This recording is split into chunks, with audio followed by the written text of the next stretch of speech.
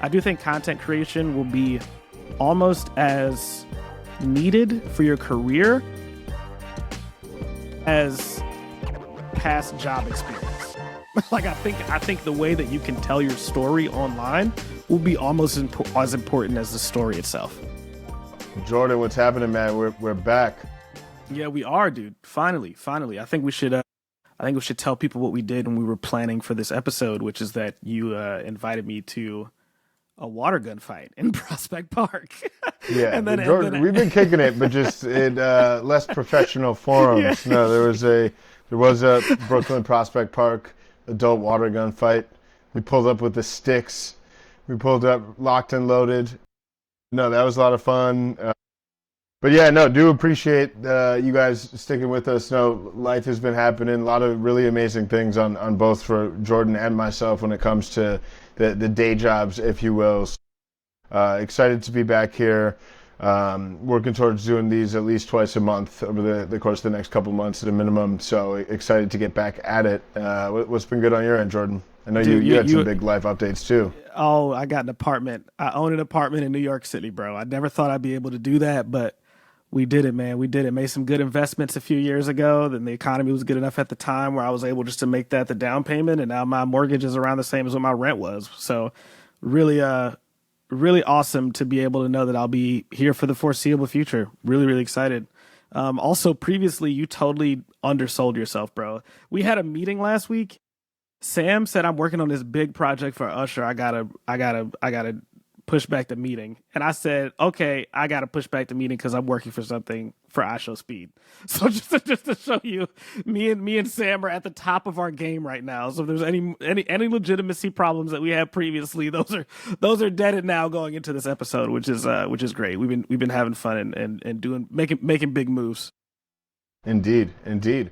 Well, lot has continued to evolve. I think the ethos of the show and the business of talent and the kind of continued tailwind as talent and creators start to kind of continue to really increase their share of influence in the economy and attention and how businesses are built and scaled still rings very much true. So in today's episode, have a couple things we'll speak through, a couple really interesting stories, as well as a bit of open conversation just surrounding how Jordan and I have definitely spent a lot of time experimenting with different AI use cases, building our own workflows, testing and experimenting with different models.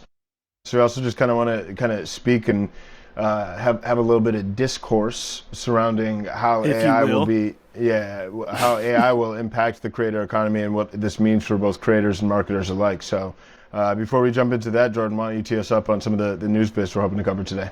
Great. So we're going to go over Rolling Stone's 25 most influential creators of 2025. It's been really, really big in the news, really big on the internet. We're going to say our opinions as well as what this means for the creator economy, that this is in Rolling Stone now. We're going to go over Waterfall, which is a new company made by Ron Perlman and some former executives, some TV show and film executives, about the new era of creator-driven film and TV projects. And then finally, we're going to finish with AI in the creator economy. We'll talk about our workflows a little bit and how we use it, how we plan to use it, and where we hope to see it go. So That's without right. further ado, let's jump into it. Rolling Stone's 25 most influential creators of 2025 list, released in August 2025, 25 highlights a shift in cultural Watch influence out, towards 21 digital Savage. creators. Yeah, Yeah. exactly. I Show Speed tops the list. Crazy, only 20 years old. Recognized for record-breaking live streams and global reach. The ranking includes diverse creators like Drewski, Miss Rachel, Education, Kai Cenat, and Alex Cooper, using both quantitative data and editorial judgment. The list sparked debate, particularly Mr. Beast's initial critique of Caleb Heeran's higher ranking, underscoring the evolving definition of quote-unquote influential. This list affirms creator legitimacy and the importance of disruptive content and real-time engagement in today's creator economy. So, my first question for you, Sam, is what does it mean for the creators on this list? Like, we don't really see lists like this, and it's not purely who has the most followers, it's influence. And influence we normally see on television, we see film, TV, the traditional media. What does it mean to have a 25 most influential creators of 2025, and what does it mean for the creators on this list? Yeah, for sure. I mean, off top, 30 years ago, if there was an influential creator of sorts, they were definitely hamstrung and very much at the mercy of these bigger institutional media empires, be it a Right. television broadcast host, a radio host. Um, Nowadays, people are paying less attention to the major hosts because creators are building their own distribution, their own audience. I think we're preaching to the choir in this show and whoever's listening to this. But I think now we are starting to see mainstream media take more note of this shift, of this trend, and give them more of the spotlight and attention that they deserve. I mean, it is interesting to some extent too, just by way of the fact that like you have traditional media covering who is now their upstart, the David versus Goliath, that's kind of taking away consumer mindshare away from them. So all in all, I think this continues to legitimize the creator space and the influence that creators have. I care less about the kind of like number one versus number two. At the end of the day, it's like you don't really want to optimize your life to be on these lists. You just want to do great Right. work, set new precedents, and accolades like these will follow. But I think just the fact that you do have a credible outlet like Rolling Stone, or I mean, some of these folks are probably listed in Times 100 most influential people. I think it's a testament to the growth of legitimacy and genuine influence as measured by way of like attention and mind share that these creators continue to grow and have. Yeah, I believe Kai Cenat actually covered Times earlier this year as an example Yeah. of that. I also think it's interesting how influential it's changing and what that word means. Because previously, even as early as 5 years ago, 7 years ago, if you had a few million followers, you were already one of the most influential people. It's not just influence in terms of followers now, it's influence in terms of culture. So I like to compare stuff to music because I come from the music industry. And one of the most influential producers of all time, is undoubtedly Jay Dilla, right? Jay Dilla influenced Kanye West, Common, The Roots, all these creators that we listen to now. And did he sell as much as Kanye West? Absolutely not. Did he sell as much as The Roots? Absolutely not. But is he still, in some ways, more influential than them? It's arguable, you know? So when I look at this list and I see this list of influencers not just going from, not just being this person has 10 million followers, they're the most influential, and it just being a popularity contest, but actually this person may have 6 million versus this person's 15 million, but they're more influential in culture and in the space. This is the first time I've seen a list like that, you know? And of course, I Show Speed makes sense at being the top. I mean, this kid grew up on the internet. It comes natural to him. I've had the honor to work directly for him at some points in my career. Like, he is the man. It totally makes sense. How do you think that creators and creator managers should think about influence versus popularity? So is influence a goal, or is it, I'm just going to try to become the most popular, and then influence is sort of a byproduct of that, you know? Yeah, it's a great question. I think there's a couple routes here. I mean, for starters, it really depends on what the end goal is. I think if your end goal is to try and build a business off the back of the distribution that you create by way of influence, it behooves you to be intentional from the start around what are the pillars of connection in which you're hoping to build your community and authority and influence around, right? There's times when having flashbacks to, what was it, Kanye talking about Lady Gaga getting hired by Kodak. It's like, if I'm not mistaken, it's Lady Gaga, right? I think so. There's so. that like line. It's like, I love her music. At the time, she had gotten endorsed or hired by Kodak as a creative director, and it was like, I love her music, but what does she know about cameras? I think in like, I actually do remember that. Yep. In today's day and age, it's similar. It's right. Like, you could build a big audience online, lots of popularity, lots of views. If your end goal is actually to build a business off the back of that, if you don't it was Kodak, not Kodak Black. Yeah, no, that's what I'm saying. Oh, okay. I thought Kodak you said cameras. Kodak Black. I was about to be like, damn, she got hired by Kodak Black? Yeah, Lady Gaga co-signing Kodak Black early on. Where's the connection with Kodak Black and Lady Gaga and Kodak? Okay, but anyway, keep going. No, I think it's the same today. It's like, if you're an influencer that builds broad appeal, broad influence, broad connection, not a lot of depth or authority around specific topics or points of passion, then it puts you in a much more precarious position when it comes to trying to actually build and launch a business off the back of that down the road. So I think if that is your goal, having that intentionality and having through lines around the content and community that you're building that map back to what the business might be down the road is kind of the sustainable path. So you're not in a position where you build this massive audience but can't actually like translate that to a business. On the flip side, there is this kind of just world where it's like individuality, passion, infectious energy just Yeah. creates reach, scale, and distribution. And to some extent, I Show Speed and Kai Cenat do kind of fall into that camp. Yes, there's like organic passions that have emerged, be it I Show Speed in sports or Kai Cenat in a lot of music. But it's not like they're trying to like overly construct, like, oh, I'm trying to reverse engineer building this business. They've just Yeah. been authentically themselves, and as a Yep. result, have built up a lot of community. And now that's incredibly powerful at the scale they have. Yeah, and kind of piggybacking off that, there's no one type of influencer in this list. You have Mr. Beast, you have Caleb Heron, you have Kai Cenat, you have Miss Rachel. They all do completely different types of content. They're just passionate about what they do. I'm a huge fan of Caleb, and he's just hilarious. He's just a very funny person. You have Hassan Piker, who is way more political and, beating some of the main voices that we've seen on traditional media platforms like CNN and Fox News. More people are watching him across his 12-hour streams than your local news station now. Like that's pretty insane. So I know we are creators, but it also goes to show that if you're passionate about something, you should share that passion. I'm a huge believer in that. I also think, and this is a little bit later in, maybe later in the conversation or in another episode, I do think content creation will be almost as needed for your career as past job experience. Like I think the way that you can tell your story online will be almost as important as the story itself. So it's really great seeing Rolling Stone like this talk about content creators, because to some degree we all are, but these people definitely have these huge infectious communities that are really great to be a part of. Indeed. All right, want to run to the next one? Yes, sir.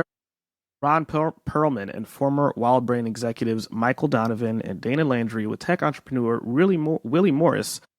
Waterfall. This new platform uses decentralized and powered financing for film and TV, disrupting traditional studio models.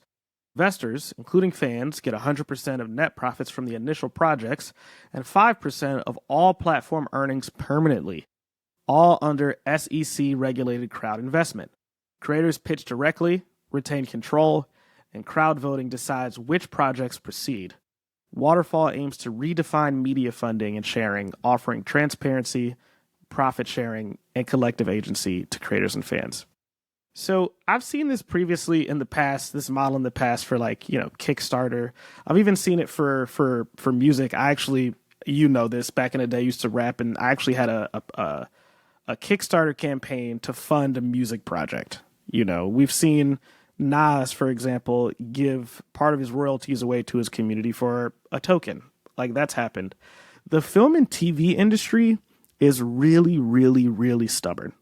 Every time I hear about media and culture as it pertains to film and TV, it always seems like they're a little bit of a step behind. So I actually think this is obviously very cool, also very courageous.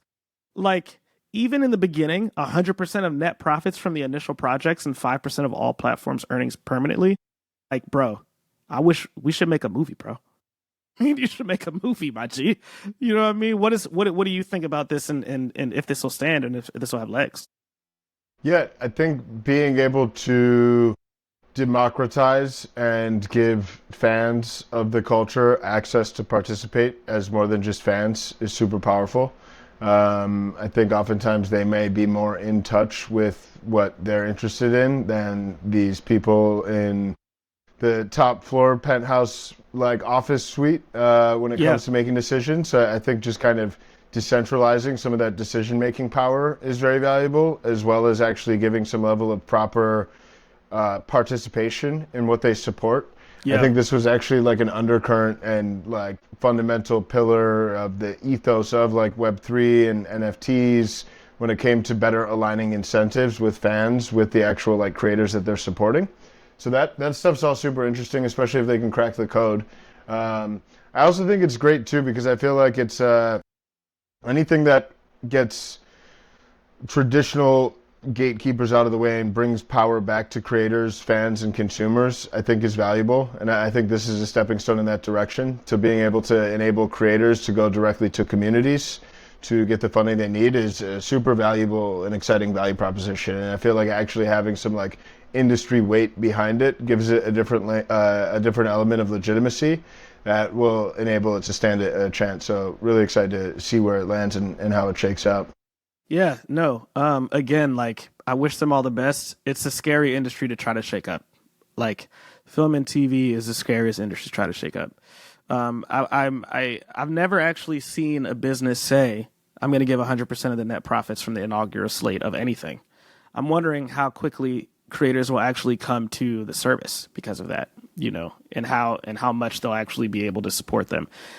People being able to pitch to them directly also means that to some degree, Ron Perlman and these founders, if I'm not mistaken, do have some sort of creative responsibility here in their scope. Like it has to be approved by them, it has to be something that they want to put their money behind, but it does make it much, much easier to get the net profits from it. But, I hope they launch well, and I hope they have some good competitors to continue to make each other better at what this is. Yeah. What this model is, 1,000%. Great. Let's talk about our favorite thing, Sam. Let's talk about artificial intelligence, my G. Yeah, exactly. And when I say our favorite thing, me and Sam will have meetings where we're supposed to be talking about the podcast and then just nerd out for like an hour, 2 hours, and be like, yo, that was crazy. What about this? Hey, yo, that's fucking crazy. And then just solely get sidetracked.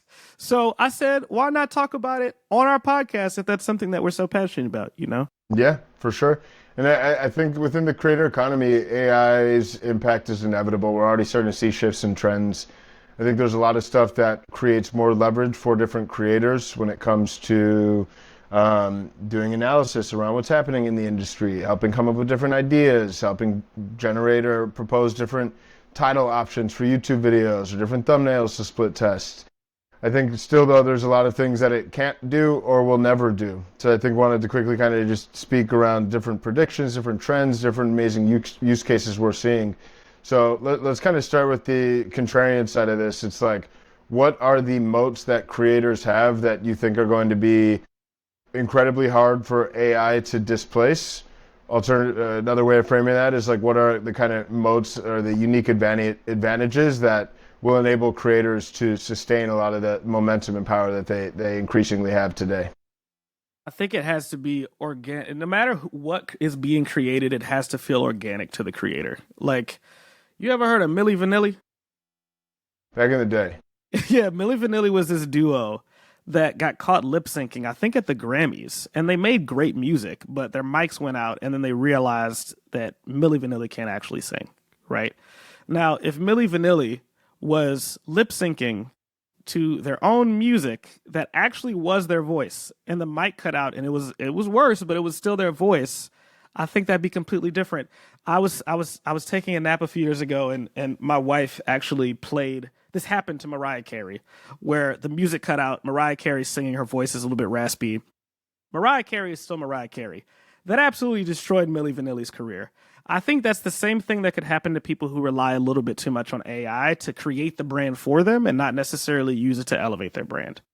Also think that there's going to be a space where we're going to want authenticity. I think, for example, in live streaming right now, it's becoming a lot more popular in the mainstream because you know that what you're seeing is what you're getting, at least for now, until OpenAI decides to make some sort of natural processing where when you go into the camera, it automatically changes you. And knock on wood that doesn't happen. So I think using AI to naturally elevate who you are is the way to do it, and relying on your community driven skill set. You're still going to need that. Your empathy for your audience, you're still going to need that.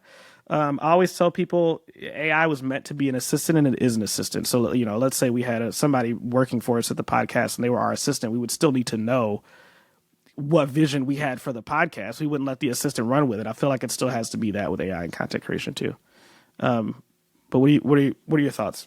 No, I agree. And I think that building upon the point you raised around authenticity, I think creators in the age of AI arguably will have more power and influence by way of the fact that as we see more and more AI generated content and less trust of different brands and different institutions and organizations, because people don't ever necessarily know what's real, talent and individual creators are actually those points where people can create a deeper level of authentic trust. So that I think over time there's actually an increase of a premium of the connection that a creator can have with a massive audience that's hard to sustain or replicate at the same scale as any sort of other brand or media institution or other entity. So I think for starters, I think creators are well situated to kind of separate themselves from the pack by leaning into that authenticity and that trust and connection with their community that others can't create as AI slop takes over the internet. Yeah. On the other side, I think it's actually it makes everything easier and more accessible, right? Like it actually starts to, like even just the cost of content creation and production and strategy and ideation, right? Like now between even just like the hardware of phones and whatnot and the research online and the ideation and making editing, even tools like Descript where you can just edit using like a Word doc interface, like that sort of stuff starts to become so much more easy to use such that you don't need to spend years getting really good at learning how to edit within Adobe Premiere or do animations in After Effects. Like it's kind of continuing to democratize access to those tools. So I feel like that stuff's all good, especially for those that are getting a leg up in how to use the tools effectively within this domain. And then I think, yeah, go ahead. I just hope that AI helps people express their true selves more easily and doesn't express people for them. Yeah. You know, like it emphasizes who I already am as a person and doesn't replace who I am as a person. It's very easy to get caught up in these tools and think that whatever AI is saying is the right thing to do. But by definition, it's average. By definition, it's been trained on everything, you know. So still using that critical eye to lean on your own skill sets is going to be important. I'll give you an example from my life. I am a software engineer as well as I work in a partnerships team on the company that shall not be named. And I had an opportunity to go to become a full-time software engineer. And I actually think AI has changed the landscape so much that me being on the partnerships team actually is more important and has a higher premium in this economy than necessarily software engineering is. I think when people think about where the attention is going to go as a content creator, they should be thinking about where's that premium going to go. And it's an authentic connection is going to be even higher than what it used to be, because people aren't going to know what's real and what's fake. Yeah, for sure. What are some of the use cases you've been seeing? Or, I mean, right now we definitely are in this age where it's like a lot of the most innovative people, the 1% that are tinkering and innovating when it comes to getting a lot of value out of these different tools. Chances are they're like hacking together flows, using different models. Like we still are in this like early innings when it comes to actual adoption and different kind of verticalized agents or softwares that are really good at specialized tasks. With that said, what are some things that you're either seeing right now that are really interesting use cases, or things that you think over the course of the next couple years will pick up steam, become more accessible and more kind of leveraged? Yeah, it's funny because we could answer that ourselves for what we're trying to do with the podcast. I think I would consider us on the cutting edge of AI and content creation. I think AI is already used for creative output. I mean, I see ads in the subway now that are more AI models than they are regular models. Like that's already happening for low-hanging fruit. That's not super intensive of a creative output. It's a business running an advertisement. I've seen fake people in advertisements for businesses. I feel like that's already something that's probably replacing a good amount of models for those businesses already. Not quite the most interesting, but the low-hanging fruit was the one that left the most. I actually think that what I want to see happen more often, what I want, and what me and you are trying to figure out is automation. Me and you, we show up to the podcast. We have a brief in our email. We have articles that are curated for us. We have an assistant that's already trained on the type of podcast we want to have. Like that's where I see AI being the most effective, and what I'm looking forward for it to do is figuring out like when we need a human in the loop efficiently. Because right now people are just giving the whole thing to AI, and it's starting to get really clear even in natural language. I mean, even myself, I make sure I don't do double dashes because I'm like, man, everybody knows double dashes it means it was AI generated, you know. Yeah. So and I want to see it be more bespoke to who we are. I want something that reads everything I've ever put everything I've ever put on the internet, and knows how to speak on my behalf when I say something. You know what I mean? So maybe not automated responses, so to speak, but understands me enough to maybe even know when opportunities are good for me, to maybe know what type of LinkedIn posts I should be putting up. Those things I think aren't there yet, but I'm looking forward to them being there. What about you? Some interesting things you've seen and some places you want to see it go?